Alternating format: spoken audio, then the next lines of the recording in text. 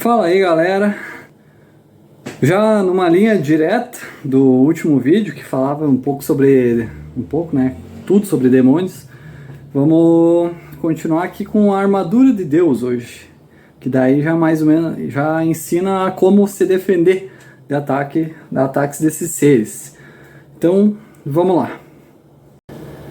Começando aqui com Provérbios 26:2, que fala assim: como um pardal esvoaçante ou uma andorinha veloz, uma maldição imerecida não atingirá a vítima pretendida.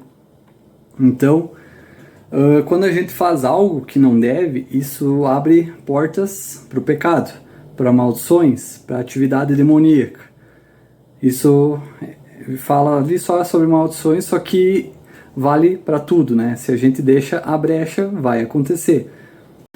Provérbios 10:23 também fala: fazer o errado é divertido para um tolo, mas viver com sabedoria traz prazer aos sensatos. Então, em outras palavras, vai ser divertido fazer coisas erradas, coisas do mundo que a gente não devia estar fazendo, até que perceber que isso abriu portas, então, né, para o pecado, para demônios, para maldições, enfim, e já não seja mais tão divertido assim. Perceber que tem um preço, que tem uma consequência, sempre vai ter um preço por fazer algo errado.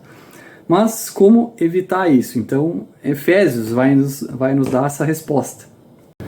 Em Efésios 6, dos versículos 10 ao 12. O versículo 10 vai nos dizer o que fazer. Finalmente, meus irmãos, fortalecei-vos no Senhor e na força do seu poder. O versículo 11, como fazer? Revesti-vos de toda a armadura de Deus para que possais resistir às ciladas do diabo. E o porquê fazer no versículo 12, porque não lutamos contra a carne e o sangue, mas contra os principados, potestades, governantes das trevas desse mundo, contra a maldade espiritual nos lugares celestiais. Então, só com isso aqui, Deus já basicamente nos dá o que a gente precisa saber para evitar isso. Dos versículos 13 ao 17, que nós já vamos entrar mais a fundo daqui a pouco, fala sobre cada peça, mas vamos primeiro nesses três aqui. A palavra força do versículo 10 mostra que essa força vem de algo exterior a nós, ou seja, Jesus, porque ele sabe que não tem como a gente aguentar a luta sozinho, porque é uma luta espiritual. Então, se você acha que não tem mais força para seguir em frente, se não consegue vencer as dificuldades, tá tudo bem, porque Jesus pode, ele vai fazer isso por você. Você deve se fortalecer no poder dele, na força do seu poder, assim como diz no final do versículo. Tanto que a palavra poder se traduz literalmente como poder sobrenatural ou força inerente que alguém possui. Então, ou seja, é o poder de Jesus. Então, não seja forte por conta, mas sim o poder dele. E como fazer isso? Versículo 11, colocando a armadura de Deus para resistir às ciladas do diabo. A palavra resistir, no original, significa algo como se manter firme, manter sua posição e fazer um contra-ataque. Então, a armadura ela não é só para defesa, mas também para o ataque. Só que muitos sofrem com problemas, né, por não estarem com essa armadura. Mateus 11:12 fala: e desde os dias de João Batista até agora, o reino dos céus sofre violência, e os violentos o tomam à força. O propósito de João Batista foi preparar o caminho para o Messias. Quando o diabo viu que ele estava fazendo isso, ele sabia que o Messias, então, já estava na terra.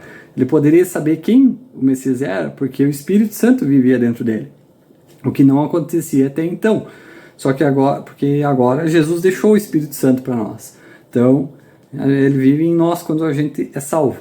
E os demônios conseguem ver isso. Foi então que Satanás e os demônios começaram a atacar ainda mais desde aquela época até hoje. Então, o reino de Deus está sofrendo violência. No entanto, algumas outras versões vão dizer que o reino de Deus está avançando com força. Então, em qual versão acreditar? Sofrendo violência ou avançando com força? No original, Jesus disse isso de um jeito que pode ser interpretado de ambas as formas. Se você for mais violento, o reino de Deus está avançando. Eu já vou voltar nisso aqui. Só que se você for mais passivo, os demônios vão estar mais violentos. Você vai estar sendo atacado. Uma hora tu tá bem. Só que quando vê, sei lá, teu carro para de funcionar, você fica em dívidas, teu casamento acaba, e assim vai. Tudo começa a dar errado. Só que também é nessas horas que tu vai começar a orar, vai começar a buscar, exercitar sua fé, e aí você vai se tornar o violento, você vai tomar pela força. Então, quanto mais fervorosamente a gente buscar a Deus, mais as coisas boas vão voltar a começar a acontecer. E essa é a importância de colocar a armadura de Deus, para resistir às ciladas. A palavra ciladas, ela significa um jeito sistemático, um jeito padrão de fazer algo. O que Paulo então está nos dizendo? Que o diabo usa certos métodos, quando ele ataca, E para saber um pouco sobre esses métodos, é necessário estudar os nomes de Satanás na Bíblia. São nomes que Deus o chama para mostrar como se fossem umas características dele, como se fosse um apelido. Nós vamos colocar aqui uma listinha na tela. Eu vou separar em algumas partes porque tem alguns nomes que tem algumas coisinhas para falar, de curiosidade e tal. Só para deixar claro antes, pode ser que alguns nomes talvez se refiram a demônios, mas são alguns nomes que aparecem na Bíblia. Vamos lá. Acusador, Apocalipse 12:10. Adversário, 1 Pedro 5:8. Anjo de luz, 2 Coríntios 11:14. Aqui, com esse anjo de luz, é basicamente o jeito que se inicia os mormons, por exemplo, algumas outras religiões também, que é um anjo de luz, aparece lá para o fundador dessa religião, que fala ali que o cristianismo está tudo errado, que Jesus não é o Filho de Deus, isso vai criando toda uma nova religião. Isso aqui, as pessoas dessas religiões até podem acabar sendo pessoas boas, só que sua religião é demoníaca. Outro exemplo é o Alcorão do islamismo, que aparece um ser ali de luz, fala todo um negócio, que tô trazendo aqui uma mensagem para ti, e nunca fala que é de Deus, porque a Bíblia diz isso. A Bíblia não veio de anjos, de Deus. Então ela é totalmente inspirada por Deus. Anjos são usados para trazer mensagens, mas sempre amando de Deus, sempre em nome do Senhor, assim como foi com profetas e apóstolos. Então é um livro que, quando estudado, facilmente mostra que é algo assim. Um livro que foi escrito ao longo de milhares de anos e ainda assim tudo se encaixa, não há erros. Então vamos continuar aqui com a lista. Apollyon, Apocalipse 9:11, ou Abaddon, né? Dependendo a língua. Beelzebul, Mateus 10:25. Belial, 2 Coríntios 6:15. Diabo, Efésios 6:11. Inclusive, diabo não é o nome dele, né? O nome é Lúcifer. Diabo é uma palavra que significa jogar através, que significa jogar algo contra uma pessoa até atravessar ela, até quebrá-la. Isso é um dos métodos dele, jogar coisas contra as pessoas para que elas desistam da igreja, desistam de Deus, neguem Jesus, não leiam a Bíblia, não orem e assim vai.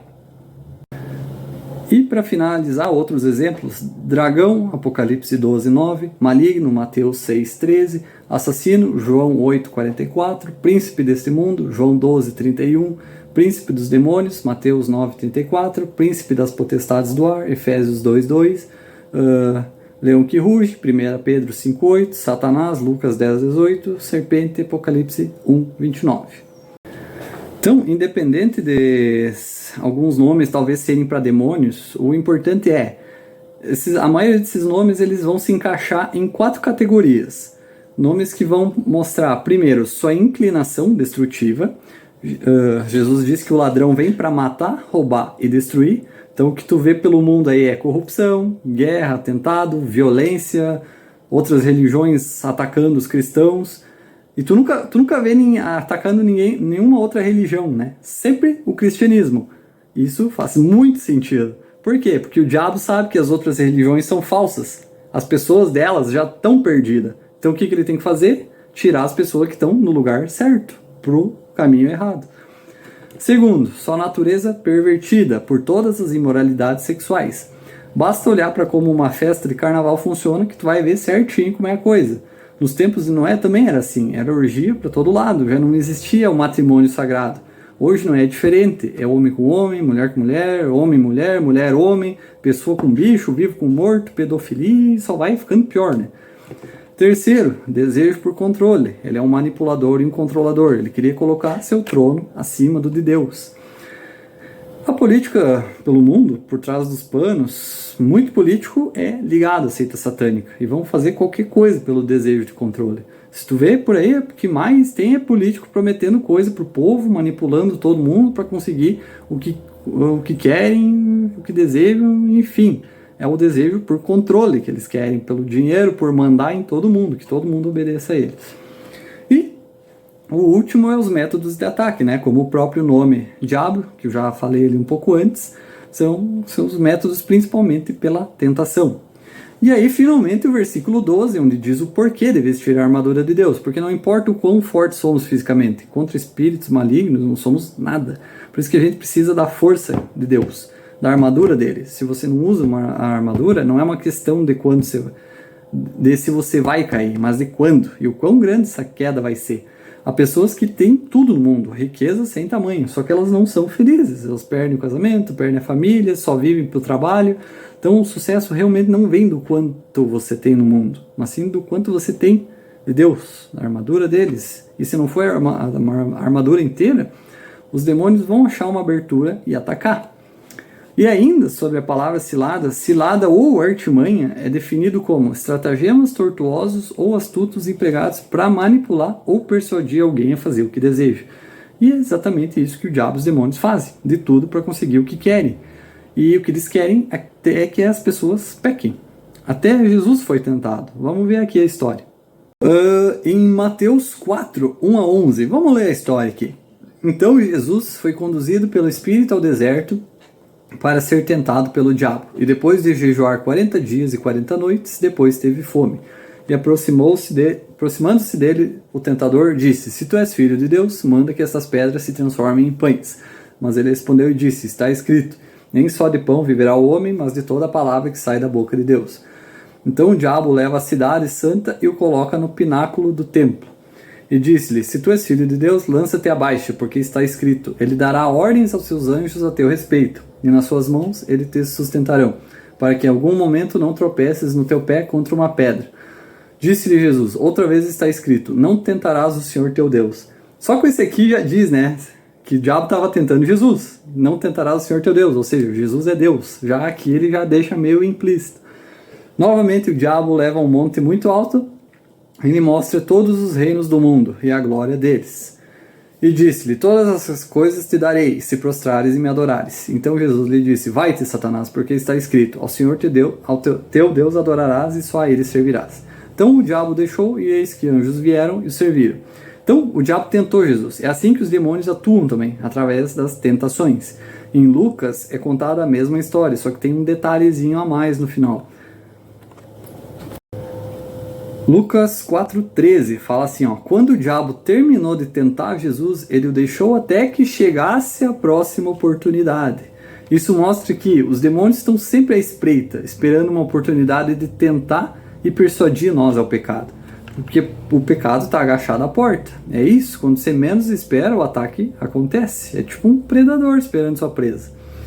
E outras 3 grandes figuras da Bíblia também sofreram isso. Salomão, Sansão e Davi, por exemplo. Salomão foi manipulado para casar com mulheres forasteiras, adorar seus deuses. Sansão foi manipulado através da Dalila para revelar o segredo de sua força.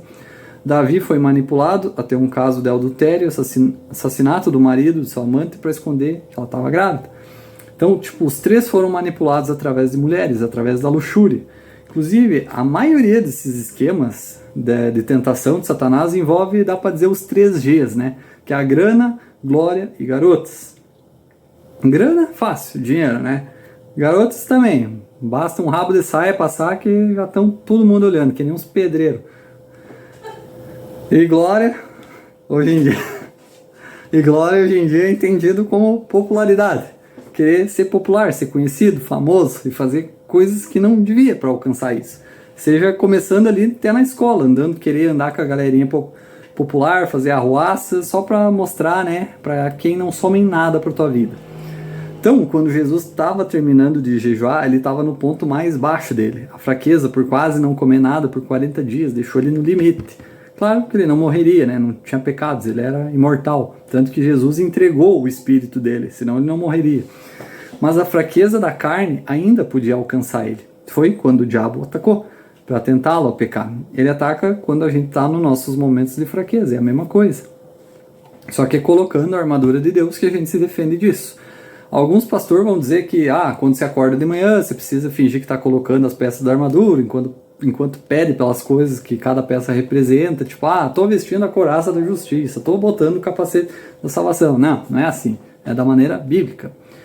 Então, existem 6 peças de acordo com Paulo: cinto da verdade, couraça da justiça, sapatos da paz, escudo da fé, capacete da salvação e a espada do Espírito. São 6 peças, assim como a armadura dos romanos. Então, vamos agora a fundo nela. Então vamos a elas. Efésios 6, 13 e 14. Portanto, tomai toda a armadura de Deus para que possais resistir no dia mau, e tendo feito tudo, permanecer firmes. Permanecei, portanto, tendo os lombos cingidos com a verdade e vestindo a couraça da justiça. Então, começando com o cinto. Jesus disse em João 17,17 que a palavra de Deus é a verdade. Então, o cinto é a palavra de Deus. E o cinto é um dos, se não o mais importante equipamento da armadura, porque na armadura romana é o cinto que mantém a couraça firme. Também segura, tem lugar dar suporte para a espada e para o escudo. A couraça era tipo um colete, tipo aqueles de futebol, assim, claro, um bagulho de metal, sei lá o que era o material. E para não ficar balançando, então o cinto segurava tudo. É por isso que é a primeira peça que Paulo menciona, e é a única peça que tomou uma forma física, as outras são todas espirituais. E essa peça física é a Bíblia. O cinto fica no lombo, na lombar, ou seja, na cintura, é o centro do corpo. Ela segura todas as peças. Isso significa que a palavra de Deus, sendo a Bíblia, precisa ser o centro da nossa vida. É assim que as coisas começam já a melhorar na tua vida. A tua vida começa a dar certo, começa a andar pela Bíblia. E a couraça, ela é dependente do cinto, assim como a justiça é dependente da palavra de Deus. Assim como o cinto mantinha o peitoral devidamente enrolado em torno do soldado, a palavra de Deus mantém você devidamente envolto em justiça. Então, se você para de andar pela palavra, você começa a fazer coisas erradas, que não são justas. Porque sem Deus não existe moral, não existe certo ou errado, não faz diferença. Ele é o fator externo onde a gente se baseia o que é certo, o que é errado, o que é justo, o que é injusto. Quem não acredita em Deus, às vezes vem com aquele papo de mas eu sei o que é bom e o que não é. Tá, mas e tal cultura que é diferente? Mas daí cada um faz o que acha que é certo, tá? Então se todo mundo decidiu que Hitler fez lá no Holocausto é certo, então ele estava fazendo bem. Então, vê como as peças não se encaixam. Então Deus é extremamente necessário, tudo depende dele. A palavra couraça vem do grego thorax, no português tórax, né? A parte entre o pescoço e a cintura. A couraça é feita para proteger o coração, e a couraça da justiça é feita para proteger o coração espiritualmente. Provérbios 4:23 já fala: guarde o seu coração acima de tudo, pois ele determina o curso de sua vida. Então, é o seu coração que vai determinar o que você vai fazer, falar, se comportar. É ele que determina se você é bom, mal, gentil, desagradável, se é positivo, negativo, se perdoa, guarda rancor, se é misericordioso, julga. Então, se você coloca o cinto e a couraça, você aos poucos é tomado pela palavra, pela verdade, pela justiça e começa a andar nos caminhos de Deus. Versículo 15. E calçai os pés com a preparação do evangelho da paz. Então, os pés são calçados, com sapatos ou botas, assim como os romanos usavam. Espiritualmente significa compartilhar o evangelho. Então, quando você quer passar adiante a palavra, é quando seus pés são calçados. Paulo teve preso muitas vezes, ele teve tempo de analisar a armadura dos romanos. Os calçados dos romanos tinham uns espinhos para proteger e atacar. Então, por que ele descreve que os sapatos são para paz enquanto ele analisa algo que era para matar? Porque normalmente quando se pensa em pés, na Bíblia, se pensa em algo bom, como alguém trazendo uma mensagem, por exemplo. Em Isaías 52:7, que lindo nas montanhas são os pés do mensageiro que traz boas notícias, as boas novas de paz e salvação, a notícia de que o Deus de Israel reina. Então, a gente tem o ponto de vista de alguém que está recebendo o evangelho de Jesus pela primeira vez, sendo salvo. Só que Paulo tinha outro ponto de vista. Ele sabia que no mundo espiritual estava acontecendo uma batalha. E os calçados da armadura de Deus são feitos para esmagar o inimigo e para libertar o prisioneiro, trazer a mensagem de paz. Porque o evangelho tem, então, essas duas funções: esmagar o poder do inimigo sobre alguém e libertar prisioneiros.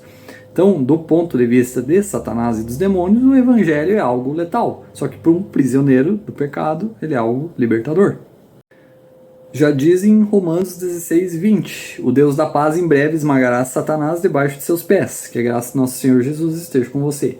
Então, em ataques espirituais, o contra-ataque é espalhar a palavra de Jesus, é usar da palavra de Jesus, usar do evangelho. Versículo 16. Tomando sobretudo o escudo da fé, com o qual podereis apagar todos os dardos inflamados do iníquo. A palavra dardo significa jogar algo aéreo. No caso, sejam dardos, flechas, lanças, enfim. Existiam alguns tipos de flechas, as comuns, com ponta de metal, normalzão, todo mundo consegue saber como que é. E tinha umas que levavam ou cera ou algum tipo de óleo que na vista, assim, pareciam normais, só que no impacto elas explodiam. Então, tu vinha aquela flecha vindo, tu levantava o escudo achando que era coisa pouca, quando vê, bam, explodia tudo. E o ataque do inimigo também é a mesma coisa. Ele vai ficar dele jogar coisa em você para te tentar, te atrapalhar e tal. E às vezes parece que é algo simples, que é algo pequeno, só que quando vê tudo já está explodindo e virando uma bagunça. Só que o apagar significa isso mesmo, apagar, não cancelar. Ou seja, o ataque vai acontecer até gerar uma explosão e tudo ficar pior. E o escudo vai apagar as chamas geradas para você não se machucar. Um exemplo é o casamento. O inimigo vai jogar uma briga aqui, uma briga ali, tu acha que tudo se resolveu, daqui a pouco esse assunto volta à tona, os filhos já estão tudo no meio, as coisas estão tudo feias, tudo já explodiu. Então o ataque foi aos pouquinhos, foi um monte de flecha vindo, só que tudo explodiu. Então é aí que o escudo vai entrar em ação. Ele vai apagar essas chamas e com fé você vai recorrer a Deus para saber resolver os problemas.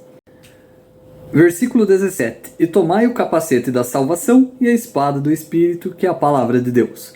Então, no momento que a gente é salvo, o capacete vem em existência. Isso causa o que Paulo chamava de mente salva. Em 2 Timóteo 1,7, porque Deus não nos deu o espírito de medo, mas de poder, de amor e de uma mente sã. Mente sã, então, é a mente salva. Claro, não significa que tudo nada vai sobrenaturalmente começar a pensar como Jesus, mas que você deve começar a fazer isso. É a renovação da mente. Romanos 12:2 fala isso. E não vos conformeis com este mundo, mas transformai-vos pela renovação de vossa mente, para que experimenteis qual seja a boa, agradável e perfeita vontade de Deus. Então pare de pensar como o mundo pensa, que dinheiro ou fama é o caminho do sucesso. Mantenha os pensamentos nas coisas que Deus diz, que Jesus diz. Então a mente salva é uma mente agora aberta à verdade da palavra de Deus. Em 2 Coríntios 4, 3-4 fala assim: mas se o nosso evangelho está encoberto os que estão perdidos, em que o Deus desse mundo, no caso Satanás, cegou as mentes daqueles que não creem, para que a luz do glorioso evangelho de Cristo, que é a imagem de Deus, não desbrilhe. Então a gente precisa renovar a nossa mente, porque podemos ver a verdade da palavra de Deus. A salvação abre a nossa mente para a verdade. A verdade nos protege das mentiras do inimigo. Nós somos os filhos de Deus, temos direito às promessas dele. Logo que começamos a caminhar novamente em verdade, ou seja, com o cinto, o escudo também volta a ter seu lugar, a ter seu suporte. E para finalizar, a espada do Espírito. Muitos acham que a Bíblia é a espada, só que não é. Como a gente já viu, ela é o cinto. E outra, a tradução no final do versículo 17 ela é um pouquinho complicada. Porque ela diz assim, a espada do Espírito, que é a palavra de Deus. Só que a tradução correta deveria ser que é uma palavra vinda de Deus. A palavra usada para a palavra de Deus, ou seja, a Bíblia, é logos no original. É diferente da palavra, né, usada nesse versículo, que no original é rema. Isso acontece algumas vezes na Bíblia. Em outras línguas, tu pode ler 99% da Bíblia e vai entender. Só que tem esses casos que se tu não lê na língua original, perde o sentido. Um exemplo, para quem entende inglês, é land e earth. Se tu traduzir os dois para português, vai dar terra. Só que earth é ou a terra palpável ou o planeta, e land é um espaço geográfico. Mas pro português, ambas são terra. Só que tem sentidos diferentes. Aqui acontece a mesma coisa. Tu traduz, os dois se traduzem como palavra. Só que tem sentidos diferentes no original. Então, só se usa logos quando se fala de toda a palavra já deixada por Deus, a Bíblia. E rema é aquela palavra que Deus vivifica em você, que parece que ele está falando com você, seja uma passagem na Bíblia, ouvindo um pastor falar, conversando com alguém, Deus falando com você diretamente, te dando uma revelação, mandando curar alguém, enfim. É quando você sente que aquilo que foi dito, ou escrito, ou falado diretamente é para você. Sente como se fosse pessoal, que estava ali, que foi dito ali apenas para você. Isso é a espada do Espírito, não é a Bíblia. Então, o propósito de crescer no Senhor é fortalecer o seu relacionamento com Ele, ser capaz de fazer sua vontade. Tem benefícios em conhecer Deus, porque se você começa a conhecê-lo, andar na verdade da palavra dele, usando o cinto, você cria o suporte para a espada vir à existência na sua armadura. Ele começa a falar com você pessoalmente, ele começa a dar remas para você, ele lhe entrega a espada do Espírito. Ele vai te dizer o que fazer em batalha, usar a espada em batalha, usar o que Deus te deu. Então, é isso aí, galera. Finalizamos e só esperar o próximo vídeo. Deus abençoe a todos.